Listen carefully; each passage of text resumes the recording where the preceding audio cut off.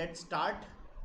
आज हम थर्मोडायनामिक्स का थर्ड लेक्चर स्टार्ट करने जा रहे हैं और होपफुली आप इस पूरे लेक्चर को आप देखेंगे ताकि आपको इसके इन डेप्थ की नॉलेज हो सके। देखिए, शुरुआत में क्या होता है कि थर्मोडायनामिक्स के कुछ जो लेक्चर्स होंगे वो थ्योरेटिकली बेस्ड होंगे, है ना। जैसे कि आपने पहला लेक्चर देखा, उसमें भी कोई न्यूमेरिकल नहीं था, सेकंड लेक्चर में भी कोई न्यूमेरिकल नहीं था, लेकिन थर्ड जो लेक्चर है उसमें भी कोई न्यूमेरिकल फिलहाल नहीं आएगा। लेकिन फोर्थ लेक्चर से उसमें बस न्यूमेरिकल्स ही न्यूमेरिकल्स हैं। मतलब जितना अंडरस्टैंडिंग का पार्ट था वो तीन लेक्चर्स में आपका ख़त्म हो जा रहा है, लेकिन उसके ठीक बाद में आपका जो अंडरस्टैंडिंग है वो न्यूमेरिकली बेस्ड होगा। तो चलिए स्टार्ट करते हैं। आज हमारा थर्ड लेक्चर है और हमारा टॉपिक चल रहा है थर्मोडायनामिक्स, ठीक है। This is the topic that we were dealing with, so let's start. So we will learn today about reversible and irreversible process. ये रिवर्सिबल और इरिवर्सिबल किस खेत की मूली है, आज हमें ये समझना है, ठीक है। देखो, ज़्यादा इसको कॉम्प्लेक्स ना बनाते हुए सीधे सीधे मैं बताता हूँ कि ऐसे प्रोसेस जो कि काफ़ी स्लो होते हैं, जिनको बहुत समय लगता है कंप्लीट होने में, उनको बोलते हैं रिवर्सिबल प्रोसेस। तो यहाँ पे फिलहाल मैं लिख देता हूँ कि process that are very very slow are regarded as reversible process. तो ऐसे प्रोसेस जो काफ़ी फास्ट होते हैं या मॉडरेटली फास्ट होते हैं उनको इरिवर्सिबल प्रोसेस कहा जाता है, ठीक है ना। तो fast process are known as irreversible process. अच्छा, जो चीज़ काफ़ी स्लो हो रही होगी, बहुत स्लो, मतलब इतनी स्लो कि उसको शायद तुम मेज़र भी ना कर पाओ, इतनी स्लो। तो अगर कोई चीज़ इतनी स्लोली मूव कर रही है तो वो कितना समय लेगी अपनी जर्नी को कंप्लीट करने में? Infinite time. तो हम लोग कह सकते हैं कि these process take infinite time to complete, infinite time to complete, है ना। और यहां पे हम क्या कह सकते हैं कि they take definite time to complete. उनको एक डेफिनिट टाइम में कंप्लीट होना होता है, वो इरिवर्सिबल होते हैं। और ऐसे प्रोसेस जो इनफाइनाइट टाइम लेंगे कंप्लीट होने के लिए, उनको क्या कहते हैं? रिवर्सिबल प्रोसेस कहते हैं। अब बात को समझना, ऐसे प्रोसेस जो इनफाइनाइट टाइम लेते हैं और काफ़ी स्लो होते हैं, तो ऐसे कौन से प्रोसेस होते हैं? फॉर एग्जाम्पल अगर मान लो हम एक बार में अगर एक स्टेप लेके इन पॉइंट्स को कंप्लीट करें, मान लो हम पहले यहाँ पर हैं, फिर एक स्टेप लेके इधर पे आ गए, फिर एक स्टेप लेके इधर पे आ गए, फिर एक स्टेप लेके इधर पे आ गए, फिर एक स्टेप लेके इधर पे आ गए, है ना। या तो हम क्या करें, यही सेम पाथ को हम थोड़ा फास्ट ट्रैवल भी कर सकते हैं। हम इसकी एक एक स्टेप लेके आगे ना बढ़े, हम डायरेक्टली जंप करते जाएं, मतलब हम कहीं रुके ही ना, है ना। तो यहाँ पे हमारी स्पीड काफ़ी फास्ट है, लेकिन हमने यहाँ पे क्या किया कि पहले यहाँ पे थे, एक स्टेप लेके पहले यहाँ पे रुके, उसके बाद फिर एक स्टेप लेके और आगे रुके, फिर एक स्टेप लेके और आगे रुके। देखो इसमें होता क्या है, मान लो हमने एक स्टेप फर्दर ले लिया, हम यहाँ पर आ गए। जब हम यहाँ पे रुके हुए हैं, है ना, तो हम यहाँ से पीछे भी जा सकते हैं, यहाँ से आगे भी जा सकते हैं, है ना, क्योंकि हमारी इनर्शिया तो यहाँ पे ज़ीरो है। तो हम यहाँ पे पीछे भी मूव कर सकते हैं, यहाँ पे हम आगे भी मूव कर सकते हैं। लेकिन जब हम रुके ही ना, अपना स्पीड को जीरो करे ही ना, है ना, तो हम क्या करेंगे? बिना पीछे मुड़े ही हमें आगे बढ़ना पड़ेगा। देखो, कोई भी चीज़ अगर मान लो, फॉर एग्जाम्पल एक पत्थर तुमने मान लो ऊपर उछाला, ठीक है ना, तो वो मैक्सिमम हाइट पे जाकर रुकेगा, जीरो रेस्ट पर आएगा और उसके बाद ही तो अपना मूवमेंट चेंज करेगा, सही है कि नहीं। तो जो चीज़ फास्ट मूवमेंट कर रही है वो इन बिटवीन कहीं पर भी रुक नहीं रही है, और जो चीज़ इन बिटवीन कहीं पर भी रुक नहीं रही है वो क्या हो सकती है? पीछे नहीं आ सकती, वो अपना पाथ जो है वो रिट्रेस बैक नहीं कर सकती। कौन अपना पाथ रिट्रेस बैक कर सकता है? जो नेक्स्ट पॉइंट पर आकर रुकने वाला है वही अपना पाथ रिट्रेस बैक कर सकता है, ठीक है ना।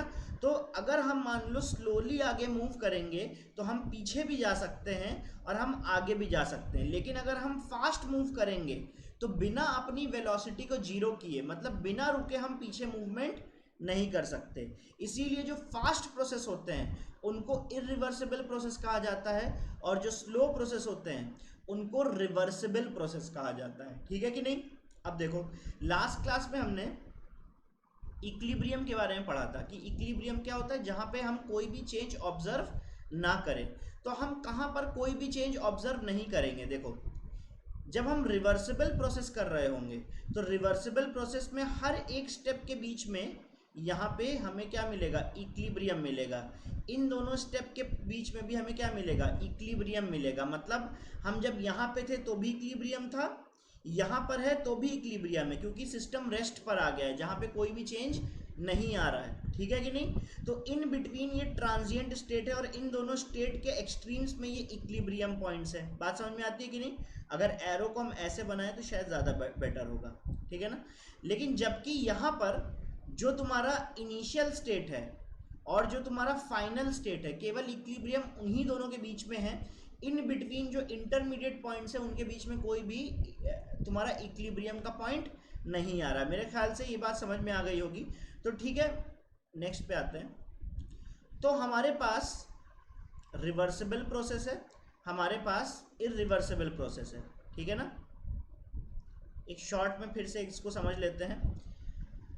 हमने यहाँ से स्टार्ट किया, अगर हमारे पास रिवर्सिबल प्रोसेस है तो इन बिटवीन जितने भी जंक्शंस हैं, मतलब जितने भी इंटरमीडिएट स्टेप हैं, हर दो इंटरमीडिएट स्टेप के बीच में एक इक्विलिब्रियम रहेगा, क्योंकि प्रोसेस काफ़ी स्लो है। अगर हम यहाँ पर आएंगे तो इसका इसके साथ में भी इक्विलिब्रियम रहेगा, इसका इसके साथ में भी इक्विलिब्रियम रहेगा। तो हम लोग क्या कह सकते हैं कि each step is at equilibrium with next and previous intermediate step। मतलब हर दो स्टेप के बीच में, है ना, मतलब हर स्टेप के एक पीछे और एक आगे का स्टेप इस स्टेप के साथ में भी इक्विलिब्रियम पर रहेगा। मतलब ये इसके साथ में इक्विलिब्रियम है, ये इसके साथ में इक्विलिब्रियम है, ये इसके साथ में इक्विलिब्रियम है, ये इसके साथ में इक्विलिब्रियम है, और ये इसके साथ में इक्विलिब्रियम है।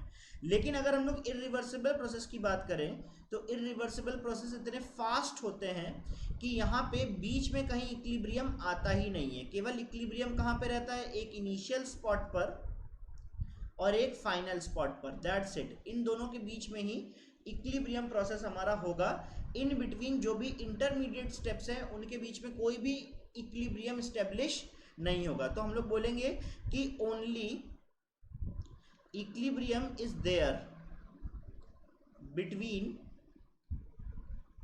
इनिशियल एंड फाइनल स्टेप, है ना।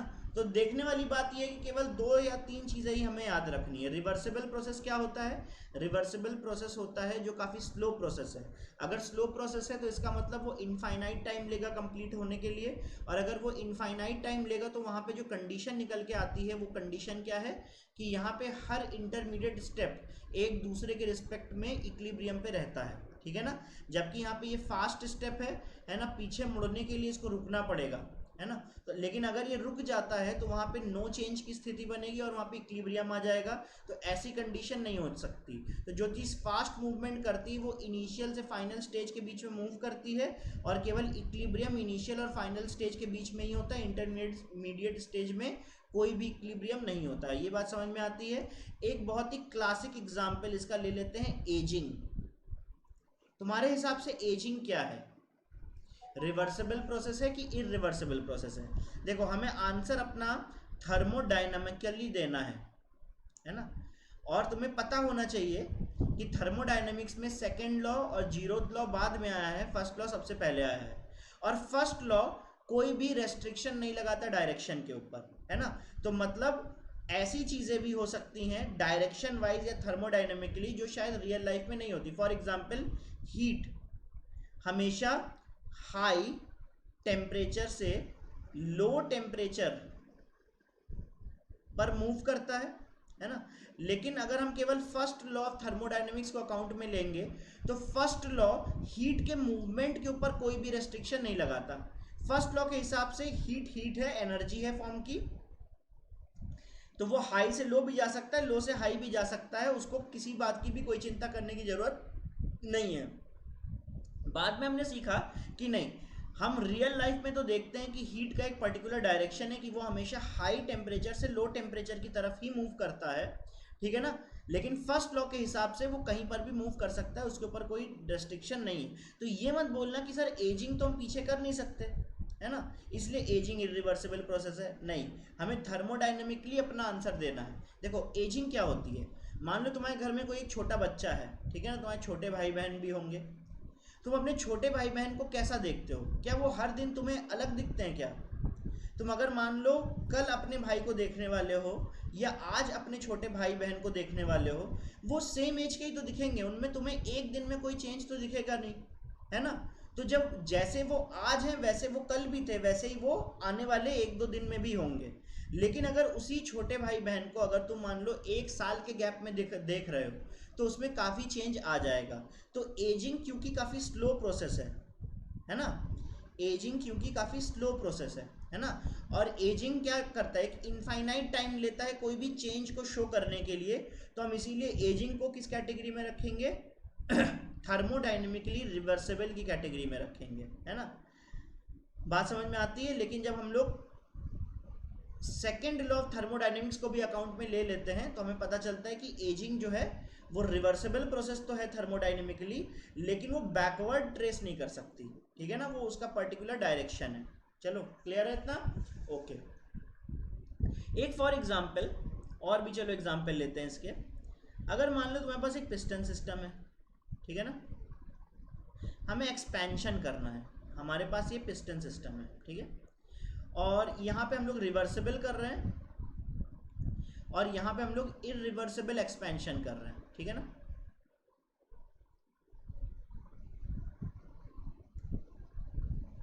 इरिवर्सिबल एक्सपेंशन करने जा रहे हैं। हमने यहाँ पे क्या रखा, एक ब्लॉक रखा, कोई भी एक पत्थर का मान लो एक हमने छोटा सा पीस रख दिया इसके ऊपर, ठीक है ना। और हमने यहाँ पे मान लो ये पीस कितने का है, 1 kg का है, ठीक है ना। और हमने यहाँ पे सैंड रख दिया, सैंड, और सैंड भी हमने 1 kg ही रखा, कोई दिक्कत नहीं है, ठीक है ना। तो वेट देखो यहाँ पर भी 1 kg रखा गया, यहाँ पे भी 1 kg रखा गया है, सही है कि नहीं। अब हमने क्या किया, अब ये मान लो इक्विलिब्रियम पे, इक्विलिब्रियम का मतलब ये हुआ initially time t is equal to 0 पर सिस्टम यहाँ पर भी इक्विलिब्रियम पर है, time t is equal to 0 पर सिस्टम यहाँ पर भी इक्विलिब्रियम पर है। इक्विलिब्रियम का केवल और केवल मतलब ये है कि पिस्टन अभी स्टेबल है, पिस्टन अभी क्या है, पिस्टन इज स्टेबल। यहां पर भी पिस्टन स्टेबल है, यहां पर भी पिस्टन स्टेबल है, मतलब ना तो पिस्टन की मूवमेंट ऊपर हो रही है ना ही पिस्टन की मूवमेंट नीचे हो रही है, और यहां पर भी वही सेम कंडीशन है, ठीक है। लेकिन हमने क्या किया, हमने time t is equal to 0 पर यहां पर एक डिस्टर्बेंस क्रिएट किया। डिस्टर्बेंस क्रिएट करने का मतलब हमने कुछ ऐसा काम किया कि यहाँ पे इस पिस्टन में या तो ऊपर मूवमेंट आ जाए यहाँ पे, या तो नीचे मूवमेंट आ जाए। तो चलो डिस्टर्बेंस हम ऐसे क्रिएट करते हैं कि यहाँ पे हमें एक्सपेंशन मिल जाए। तो एक्सपेंशन करने के लिए मतलब इसको हमें ऊपर उठाने के लिए, है ना, इसको हमें ऊपर उठाने के लिए यहाँ से वेट को कम करना पड़ेगा। तो हमने यहाँ पे वेट को कैसे कम किया, यहाँ पे सैंड बाई सैंड को हम हिसाब से हमने वेट को रिमूव किया। मतलब हम यहाँ पे पूरा 1 kg वेट हटाएंगे लेकिन एक एक सैंड करके, है ना, 1 sand particle at a time, एक एक सैंड के पार्टिकल को हटाना है। लेकिन यहाँ पे हमारे पास क्योंकि एक अकेला और पूरा पत्थर का ब्लॉक 1 kg का रखा है, तो यहाँ पे हमें एट वंस पूरा का पूरा, है ना, एट वंस पूरा का पूरा ब्लॉक हटाना पड़ेगा। मेरे ख्याल से ये बात समझ में आ गई होगी, ठीक है ना। तो सोचो जरा, सोचो जरा,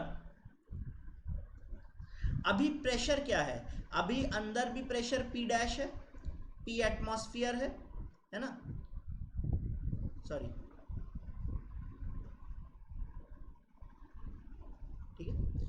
अभी देखो प्रेशर कितना है, अभी जितना अंदर का प्रेशर है उतना ही बाहर का प्रेशर है, लेकिन जब तुम एक सैंड हटा दोगे, एक जब सैंड का पार्टिकल हटा दोगे, है ना, तो यहाँ पे अभी भी हीप रखा है जिसमें से एक सैंड का पार्टिकल कम है, ठीक है ना, एक सैंड का पार्टिकल कम है। तो एक सैंड का पार्टिकल ही है, लेकिन उसका कुछ ना कुछ तो मास होगा, कुछ ना कुछ तो फोर्स होगा। तो अगर तुमने यहाँ से सैंड हटा दिया है तो बेसिकली जब अंदर और बाहर यहाँ पे और यहाँ पे प्रेशर सेम होगा और बाहर से तुमने वेट को कम कर दिया, तो बाहर अब प्रेशर थोड़ा कम हो चुका है, बाहर अब प्रेशर कितना हो जाएगा मान लो P माइनस डी पी, और अंदर अभी प्रेशर कितना है P।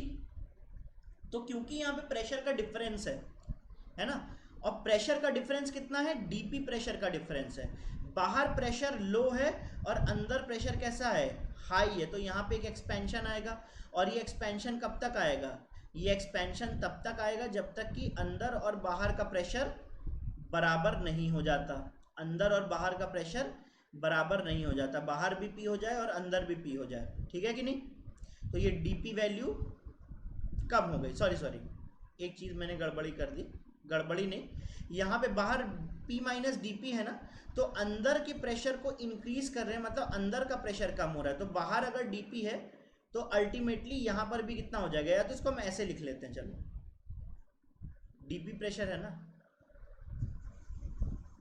एक सेकेंड, या तो हम इसको ऐसे लिख लेते हैं, एक ही बात होगी लेकिन थोड़ा ज़्यादा अच्छा लगेगा देखने में, कि तुमने यहाँ पे सैंड का पार्टिकल रखा है, ठीक है ना, उसमें सैंड के बहुत सारे पार्टिकल में से एक पार्टिकल अगर तुम हटा दोगे तो अंदर का प्रेशर फिलहाल ज़्यादा हो जाएगा, और बाहर से क्योंकि मास हटाया गया इसीलिए बाहर का प्रेशर कम हो जाएगा। तो अंदर का प्रेशर हम मान लेते हैं P प्लस डी पी, और बाहर का प्रेशर हम कितना मान लेते हैं P, और यहाँ पे एक्सपेंशन आएगा क्योंकि अंदर का प्रेशर कम है, अंदर का प्रेशर ज़्यादा है, और एक्सपेंशन कब तक आएगा, जब तक कि बाहर का प्रेशर और अंदर का प्रेशर बराबर नहीं हो जाता। तो ये जो प्रेशर का डिफरेंस था यही तुम्हारा एक्सपेंशन के लिए ड्राइविंग फोर्स है ना। और यहाँ पे देखो ये dp जो है वो एक सैंड ग्रेन के बराबर है, तो इसीलिए यहाँ पे dp टेंड्स टू जीरो लिख सकते हैं कि नहीं, मतलब यहाँ पे जो ड्राइविंग फोर्स है that is tending to zero, इतना लिख सकते हैं कि नहीं, मेरे ख्याल से ये बात क्लियर है। जबकि यहाँ पे क्या हो रहा है, यहाँ पे तुम एक बार में हटा रहे हो चीज़ों को, है ना, तो जब तुम यहाँ पे पूरा का पूरा ब्लॉक हटा दोगे, है ना, तो अंदर पे प्रेशर कितना हो गया, अंदर पे प्रेशर तो बहुत ज़्यादा है P प्लस डी पी, और बाहर से तुमने ये जो पत्थर है ये हटा दिया है इसीलिए बाहर का प्रेशर कम हो गया है। लेकिन यहाँ पे dp जो होगा वो क्या होगा, एक सब्सटैंशियल वैल्यू के बराबर होगा, मतलब ऐसा वैल्यू जो तुम मेजर कर सकते हो। भाई सैंड का वेट तो है वो नेग्लिजिबल है, लेकिन इस पूरे ब्लॉक का वेट जो है वो नेग्लिजिबल नहीं है। और यहाँ पर भी एक्सपेंशन कब तक चलता रहेगा, यहाँ पर भी एक्सपेंशन जो है वो चलता रहेगा जब तक कि अंदर का प्रेशर और बाहर का प्रेशर दोनों बराबर ना हो जाए। ये बात समझ में आती है कि नहीं। अब देखो यहाँ पर तुम्हें आगे कैसे पढ़ना है, तुमने एक सैंड का पार्टिकल हटाया ना, एक के बाद दूसरा हटाओ, दूसरे के बाद तीसरा हटाओ। देखो जब तुम एक पार्टिकल हटाओगे क्या तुम्हें कोई चेंज समझ में आएगा, हम केवल इसकी बात करते हैं। जब तुम यहां से सैंड का पूरा हीप है, जब तुम एक सैंड का पार्टिकल हटाओगे तो क्या कोई तुम्हें चेंज नज़र आएगा, चेंज नज़र नहीं आएगा। लेकिन एक्चुअली यहाँ पे बहुत छोटा सा एक एक्सपेंशन हुआ है, लेकिन क्योंकि कोई चेंज नज़र नहीं आ रहा है इसीलिए हम कह सकते हैं कि यहाँ पे क्या है, इक्विलिब्रियम है। यहाँ पे क्या है, इक्विलिब्रियम है पहले स्टेप में और दूसरे स्टेप के बीच में। लेकिन दूसरे स्टेप में तो प्रोसेस खत्म नहीं हो जाता, तुम एक और सैंड का पार्टिकल हटाओगे, फिर तुम एक और सैंड का पार्टिकल हटाओगे, फिर तुम एक और सैंड का पार्टिकल हटाओगे, और ऐसा चलता चला जाएगा। तो अगर हम इसका ग्राफ बनाएं, प्रेशर वर्सेस वॉल्यूम, ध्यान रखना प्रेशर हमेशा इंटरनल प्रेशर ही मार्क किया जाता है, ठीक है ना, इंटरनल प्रेशर ही मार्क किया जाता है। तो मान लो तुम इनिशियली यहाँ पर हो P1 V1, ठीक है, जैसे जैसे तुम सैंड पार्टिकल हटाते जा रहे हो ये एक्सपेंशन होता जा रहा है, मतलब इंटरनल प्रेशर भी कम होता चला जा रहा है, तो ग्राफ इस तरफ आने वाला है। सही है कि नहीं? पहले स्टेप और दूसरे स्टेप के बीच में ड्राइविंग फोर्स इतना कम है कि तुम्हारा जो एक्सपेंशन की वजह से वॉल्यूम कम हुआ है, सॉरी, एक्सपेंशन की वजह से जो वॉल्यूम तुम्हारा बढ़ा है ना, उन दोनों में बहुत ज़्यादा फर्क नहीं है। तो यहाँ पे हमें एक स्मूथ कर्व मिलेगा, इस तरह का एक कर्व मिलेगा, इस तरह का एक स्मूथ कर्व मिलेगा। लगातार प्रेशर कम होता जा रहा है और वॉल्यूम बढ़ता जा रहा है। जबकि अगर हमारे पास एक इरिवर्सिबल प्रोसेस है और हमने पूरा एक ब्लॉक एक साथ यहाँ पे रखा हुआ है और इसको एक बार में हम हटा दें, तो देखो यहाँ पे ग्राफ कैसा बनेगा। ये प्रेशर है, ये वॉल्यूम है, ठीक है। हम इनिशियली P1 V1 पर हैं, हम जैसे ही ब्लॉक को हटाएंगे यहाँ से तो इंटरनल प्रेशर एक बार में ही ऊपर बढ़ेगा कि नहीं, ठीक है ना। तो प्रेशर तो तुमने एक बार में डाउन कर दिया, लेकिन जब अंदर पे प्रेशर रियलाइज होगा कि बहुत कम हो चुका है तब एक्सपेंशन होना स्टार्ट होगा। तो मतलब एक्सपेंशन, ये P1 V1 है ना, ये P2, मतलब तुमने प्रेशर अचानक से ड्रॉप कर दिया इस पूरे पत्थर को हटाकर, तो प्रेशर अचानक से कम आ गया, लेकिन वॉल्यूम अभी भी कितना है, V1 है। फिर जब प्रेशर तुम्हारा रियलाइज होगा कि काफ़ी कम हो चुका है तो उसके बाद एक्सपेंशन होना स्टार्ट होगा और अल्टीमेटली हम कहाँ पर आ जाएंगे, P2 V2। मतलब यहाँ से इस पॉइंट पे अगर हम लोग इरिवर्सिबल तरीके से आते हैं तो ग्राफ ऐसा बनता है, और ये है एरिया अंडर द ग्राफ, ठीक है ना। और अगर मान लो हम लोग रिवर्सिबल फॉर्म में आते हैं तो सैंड के पार्टिकल्स हटाने पर ये एक स्मूथ ग्राफ मिलता है, क्योंकि ड्राइविंग फोर्स यहाँ पे बहुत कम है और यहाँ पे ड्राइविंग फोर्स कितना है, साइजेबल है, जिसको हम अच्छा खासा मेज़र कर सकते हैं, ठीक है ना। इसीलिए यहाँ पे एक झटके में प्रेशर डाउन आएगा और उसके बाद वॉल्यूम एक्सपेंशन होगा, लेकिन यहाँ धीरे धीरे वॉल्यूम एक्सपेंशन हो रहा है, इस वजह से यहाँ पे एक स्मूथ कर्व मिलेगा और यहाँ पे स्मूथ कर्व हमें नहीं मिलेगा। बात समझ में आती है कि नहीं, ठीक है। चलो अब इसका ग्राफ बनाते हैं, ठीक है, इरिवर्सिबल का ग्राफ बनाते हैं, इरिवर्सिबल का। अगर मान लो हमारे पास एक ऐसा पिस्टन सिस्टम है जहाँ पे मान लो हमारे पास ऐसे 3 ब्लॉक्स रखे हैं, ठीक है ना, ऐसे हमारे पास 3 ब्लॉक्स रखे हैं, ब्लॉक 1, ब्लॉक 2 एंड ब्लॉक 3। हमें क्या करना है कि इसको हटाना है एक एक करके। अब ये पत्थर तो बड़े हैं, है ना, और टोटल वेट के मुकाबले इन तीनों ब्लॉक्स का टोटल वेट के मुकाबले एक ब्लॉक का वेट जो है वो साइजेबल है, 1/3, इसका भी 1/3 वेट होगा, इसका भी 1/3 वेट होगा और इसका भी 1/3 वेट होगा। तो टोटल लोड के मुकाबले एक ब्लॉक का वेट जो है वो साइजेबल है, इसीलिए यहाँ से अगर तुम एक एक करके 3 ब्लॉक हटाते हो तो ये इरिवर्सिबल प्रोसेस कहलाएगा। अगर हम ग्राफ देखें इसका प्रेशर वॉल्यूम के कर्व में, है ना, तो इसको बोलते हैं एक्सपेंशन कर्व, ठीक है। तुमने पहला ब्लॉक हटाया, अगर तुम मान लो P1 V1 पर हो और तुमने पहला ब्लॉक हटाया, ठीक है ना, तो पहला ब्लॉक हटाने के बाद तुम कहाँ पर आ गए, P2 V1 पे। एक नया प्रेशर है P2 V1। अब ऑब्वियसली जो P1 है वो ज़्यादा है और P2 जो वैल्यू है वो कम है, ठीक है ना।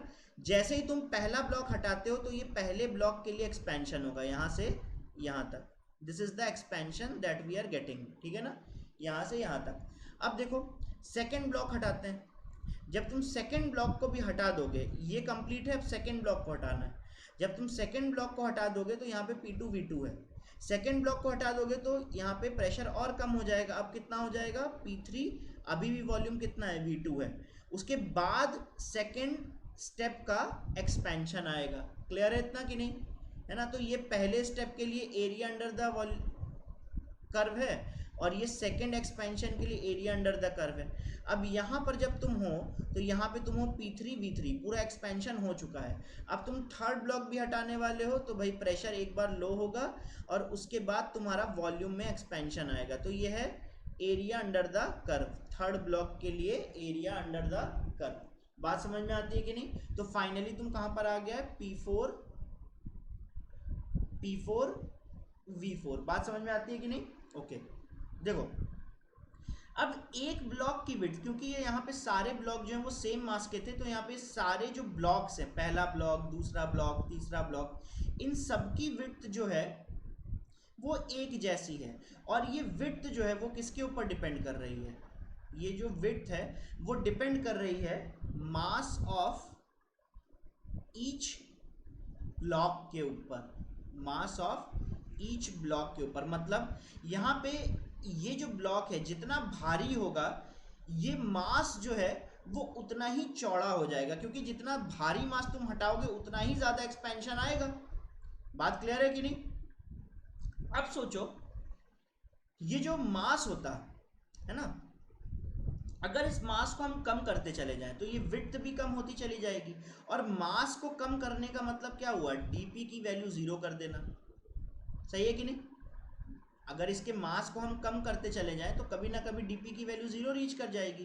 तो रिवर्सिबल प्रोसेस क्या है, रिवर्सिबल प्रोसेस क्या है? एक्चुअली रिवर्सिबल प्रोसेस आया इरिवर्सिबल प्रोसेस से ही है ना। जैसे यहाँ पे ये 3 स्टेप इरिवर्सिबल प्रोसेस था, अगर हम लोग मान लो n स्टेप मतलब इनफाइनाइट स्टेप इरिवर्सिबल प्रोसेस करें तो उसी को ही रिवर्सिबल प्रोसेस कहा जाता है। फॉर एग्जाम्पल हमने यहाँ पे बहुत सारे ब्लॉक्स रख दिए, इतने ब्लॉक्स की हम गिन ही ना पाए, बहुत सारे ब्लॉक्स रख दिए है ना, बहुत सारे, इतने ब्लॉक्स की हम ये गिन ही ना पाए। फिर भी हम इतने इनफाइनाइट ब्लॉक्स तो बना नहीं सकते, तो हम ऐसे करके खींच देते, मतलब इसके ऊपर भी चीज़ें रखी हुई हैं। अब इन सारे ब्लॉक्स का जो मास है, इन सारे ब्लॉक्स का जो मास है वो तो साइजेबल है, लेकिन सारे ब्लॉक इनफाइनाइट ब्लॉक्स है ना, तो इनफाइनाइट ब्लॉक्स का मास तो साइजेबल है। तो इनफाइनाइट में से केवल एक अगर ब्लॉक चुनोगे तो एक ब्लॉक का मास तो फिर नेग्लिजिबल आएगा, चाहे वो ब्लॉक कितना भी भारी हो, है ना। पूरे मास के रिस्पेक्ट में एक ब्लॉक का मास तो फिर नेग्लिजिबल आ जाएगा। तो अगर नेग्लिजिबल आ जाएगा तो पूरे होल के रिस्पेक्ट में during the process of whole expansion the mass of one block can be considered as negligible, therefore we can say that here dp would tend to negligible। अब अगर हम लोग बात करें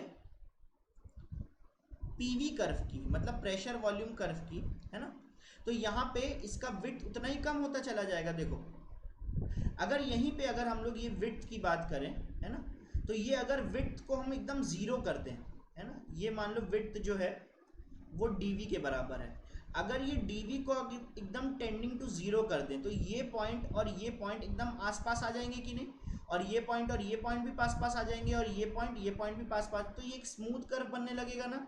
तो वही सेम चीज हमें यहाँ पे रियलाइज करनी है ना। एक हटाया, एक ब्लॉक हटाया तो एक ब्लॉक के बगल में जो पॉइंट बना, मतलब थोड़ा सा एक्सपेंशन किया, वो दूसरा, फिर दूसरा ब्लॉक हटाया फिर ये वाला पॉइंट बना, फिर तीसरा ब्लॉक हटाया फिर इतना एक्सपेंशन आया, फिर इतना, फिर इतना।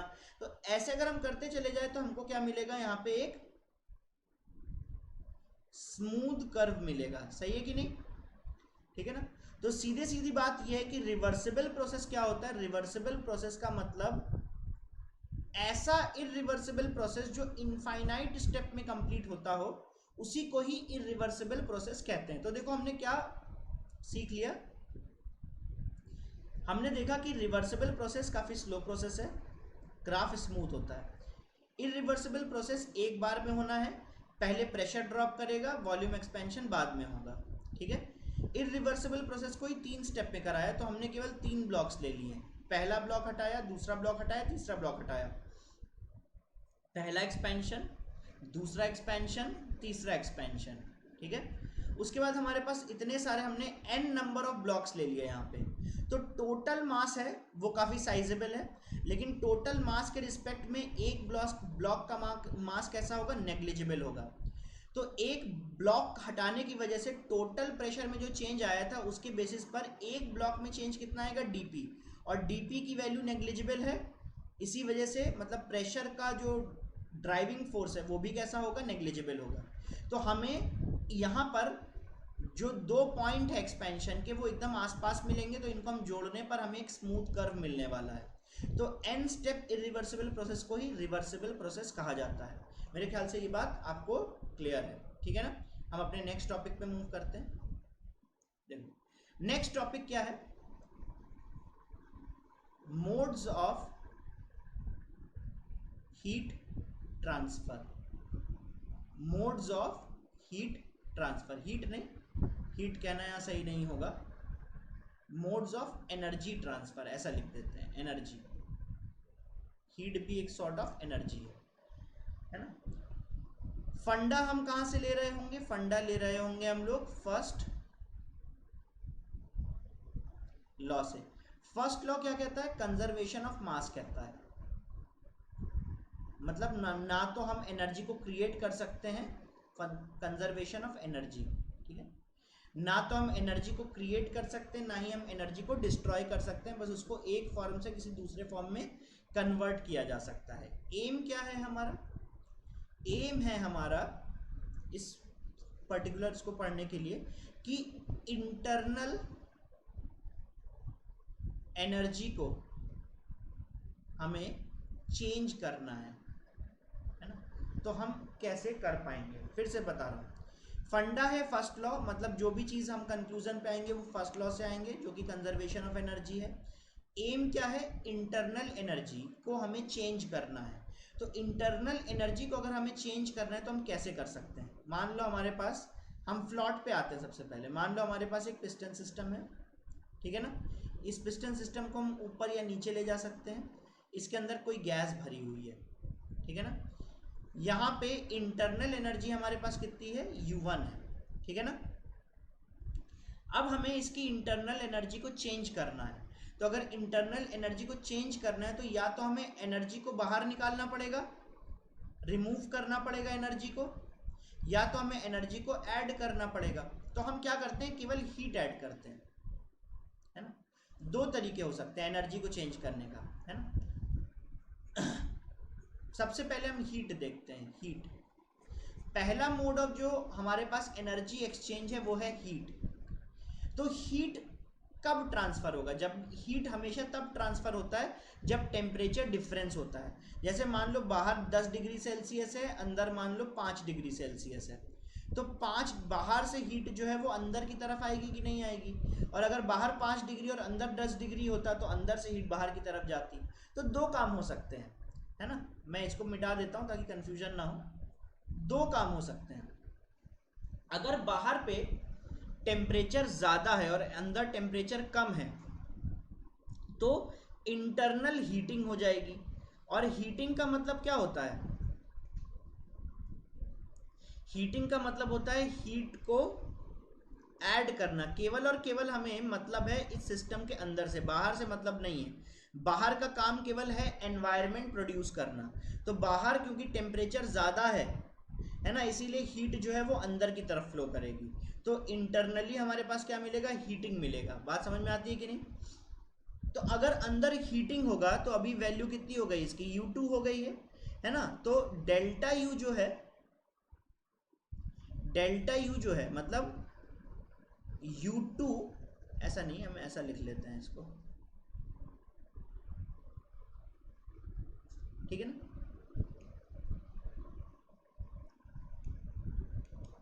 ओके, U2 जो है वो U1 है ना, U1 प्लस U2 जो है वो U1 प्लस ये हीट कितना हमने रिमूव किया, Q हीट रिमूव किया। अब तुम बोलोगे कि सर अगर हीट रिमूव किया तो यहाँ पे प्लस साइन क्यों लिखा, क्योंकि Q की वैल्यू नेगेटिव है यहाँ पे, है ना। Q की वैल्यू इंट्रिंसिकली कैसी है, नेगेटिव, है ना। तो हम हमेशा चीज़ों को ऐड करते हैं, इंट्रिंसिकली वैल्यू जो है वो पॉजिटिव नेगेटिव बना देते हैं। ये बात मेरे ख्याल से तुम्हें समझ में आ गई होगी। तो यहाँ पे जो सारा का सारा हीट चेंज है डेल्टा यू, सारा का सारा जो इंटरनल एनर्जी का चेंज है वो किसके बराबर है, क्यू के बराबर है। और क्योंकि यहाँ पे क्योंकि यहाँ पे हमने हीट को ऐड किया है ना, क्योंकि हमने यहाँ पे हीट को ऐड किया है इसीलिए क्यू यहाँ पे कैसा है, पॉजिटिव है, ठीक है ना। अब ऑन कॉन्ट्ररी अगर मान लो हमने यहाँ पे कूलिंग किया होता तो बाहर का टेम्परेचर कम होता, अंदर का टेम्परेचर ज़्यादा होता। तो हम लोग यहाँ पे क्या कर रहे हैं, रिमूव कर रहे हैं Q अमाउंट ऑफ हीट को। तो यहाँ पे इंटरनल एनर्जी कितनी है, फाइनली जो इंटरनल एनर्जी है वो U2 है, और U2 जो है वो फिर हम क्या लिख सकते हैं, U1 प्लस Q, लेकिन यहाँ पे Q जो है वो कैसा मान लेंगे हम लोग, नेगेटिव। तो बात समझना, हीट अगर निकालते हैं तो Q की वैल्यू नेगेटिव होती है, हीट अगर ऐड करते हैं तो Q की वैल्यू क्या होती है, पॉजिटिव होती है। ये इतना क्लियर हो तो बताओ। ये फर्स्ट लॉ का हम लोग एक तरह से साइन कन्वेंशन देख रहे हैं, इतना क्लियर हो तो बताओ। तो अगर हमें एनर्जी चेंज लाना है कोई भी, तो हम क्या कर सकते हैं, हीट को ऐड या हीट को रिमूव कर सकते हैं। तो एक तरह का ये मोड ऑफ एनर्जी एक्सचेंज है। एक और मोड ऑफ एनर्जी एक्सचेंज होता है वर्क, है ना। एक और मोड ऑफ एनर्जी एक्सचेंज होता है, उसको बोलते हैं वर्क। वर्क में हम केवल अगर वर्क के बारे में बात करना चाहते हैं तो हम क्या करते हैं, पिस्टन सिस्टम लेते हैं और उसको थर्मली इंसुलेट कर देते हैं, ताकि कोई भी हीट का अंदर मूवमेंट ना हो सकते। इसको हम थर्मली इंसुलेट कर देते हैं। तो अगर थर्मली इंसुलेट कर देते हैं तो कोई हीट का चक्कर है ही नहीं यहाँ पे, है ना। लेकिन हम क्या कर सकते हैं, यहाँ पे एनर्जी चेंज लाने के लिए, यहाँ पे अभी इंटरनल एनर्जी कितनी है, U1 है। अभी इंटरनल एनर्जी कितनी है, U1 है। अगर U1 एनर्जी को हमें चेंज करना है ना, मान लो हमें एनर्जी कितनी बना देनी है, U2 बना देनी है ना। तो हमें यहाँ पे इंटरनल एनर्जी, एम क्या है, इंटरनल एनर्जी मान लो हमें डिक्रीज करना है। तो एक और एम हमारा क्या हो सकता है कि हमें इंटरनल एनर्जी इंक्रीज करना है,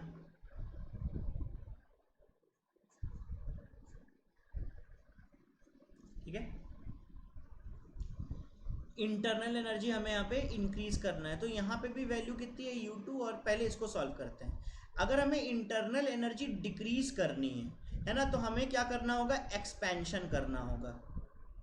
और अगर हमें इंटरनल एनर्जी इंक्रीज करनी है तो हमें क्या करना होगा, कॉम्प्रेशन करना होगा,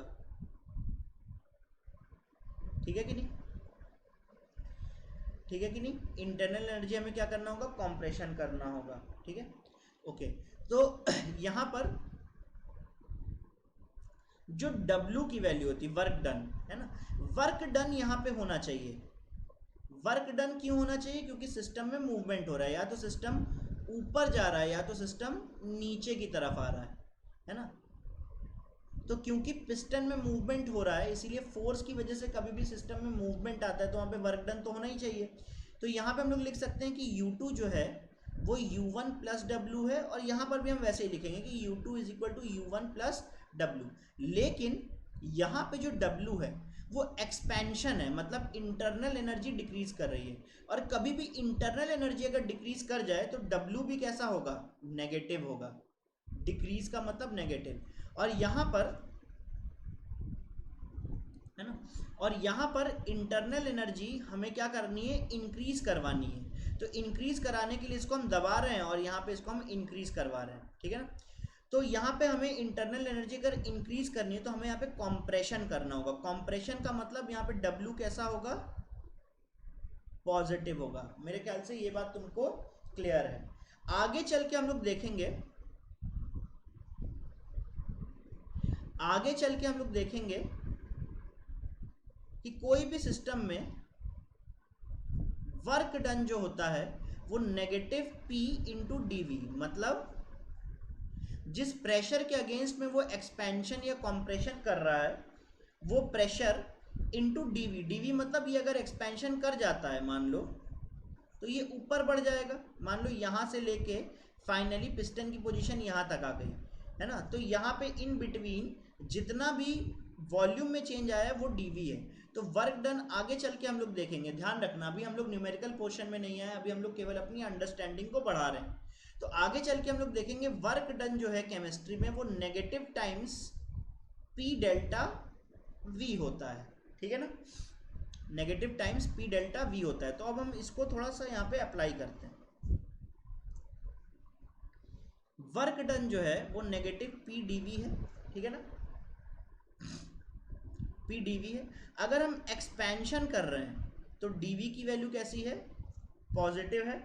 और वर्क डन फिर कैसा होगा, देखो वो अपने आप नेगेटिव आ जाएगा कि नहीं, डीवी की वैल्यू पॉजिटिव, प्रेशर कभी नेगेटिव हो नहीं सकता है। पॉजिटिव इंटू नेगेटिव क्या होता है? नेगेटिव।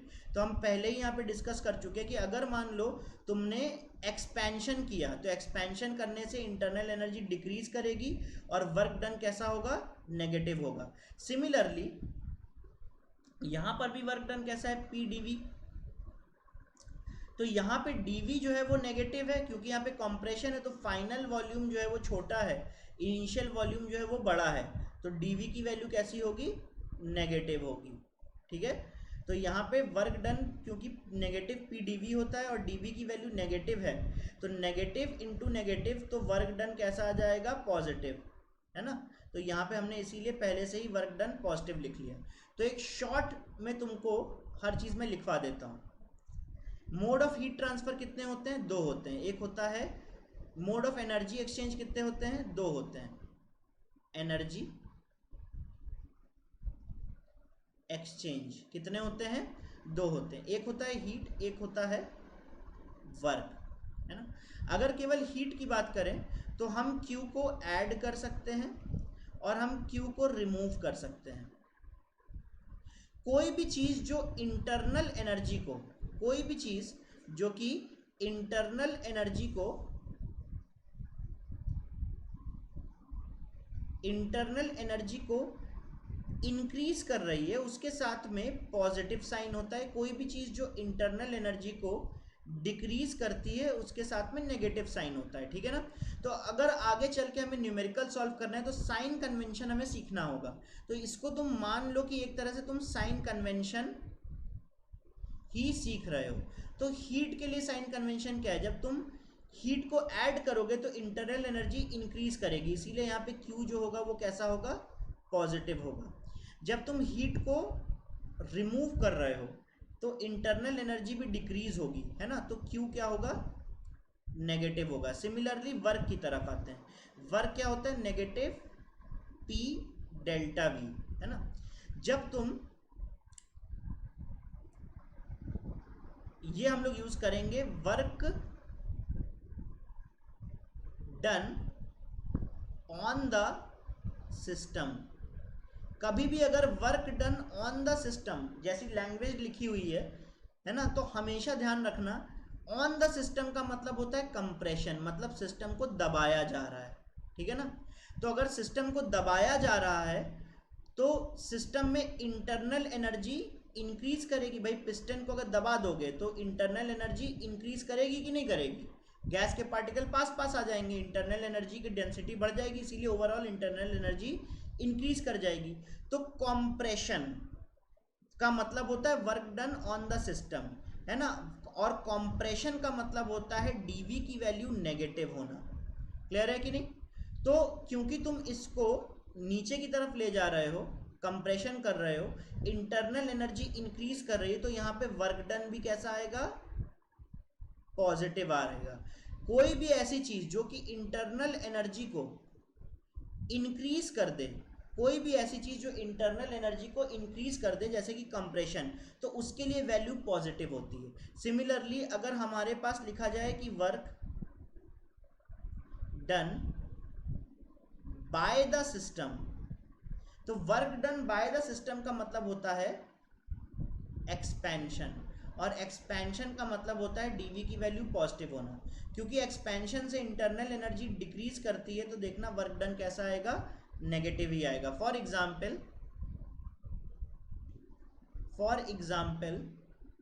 है ना, अगर मैं ऐसा बोलूं कि find the change in internal energy, है ना, मतलब डेल्टा यू फाइंड करना है, when 10 joules of heat is added to the system and 50 joules of work is done by the system। तो इसका मीनिंग क्या है? देखो एक छोटा सा एग्जांपल ले रहा हूं बस न्यूमेरिकल, क्योंकि ताकि तुम्हें ये चीज समझ में आ जाए। इसका मीनिंग ये है, क्योंकि work done by the system लिखा गया है, इसका मतलब यहां पर एक्सपेंशन हो रहा है, ठीक है ना। और यहाँ पे साथ में लिखा गया कि 50 joules of work is done by the system, तो मतलब एक्सपेंशन की वजह से कितना एनर्जी लॉस हुआ है, एनर्जी लॉस जो है वो 50 जूल का एनर्जी लॉस है, ठीक है ना। लेकिन ऑन कॉन्ट्रेरी यहाँ पे हीट ऐड भी की जा रही है, और जब हीट तुम्हारा ऐड किया जा रहा है ना, तो कितना हीट ऐड किया जा रहा है, 10 जूल, तो यहाँ से एनर्जी का गेन भी हो रहा है, ठीक है ना। तो ओवरऑल हमेशा ध्यान रखना कि डेल्टा यू फाइंड करने के लिए हम क्या करते हैं, क्यू प्लस डब्ल्यू, बस हमें साइन को सही से बैठाना है। क्यू कैसा है, क्योंकि 10 joules of heat energy add की जा रही है ना, तो ऐड करने का मतलब पॉजिटिव 10 जूल लिखना है हमें, ठीक है ना। और डब्ल्यू, डब्ल्यू मतलब 50 joules of work is done by the system है, तो बाय द सिस्टम का मतलब वैल्यू के साथ में नेगेटिव साइन लगाना है, तो 50 joules of work done by the system, तो नेगेटिव 50 जूल्स, तो डेल्टा यू कितना आ जाएगा, 10 minus 50 joules, that is equal to 40 negative 40 joules. तो how much is delta U, negative 40 joules.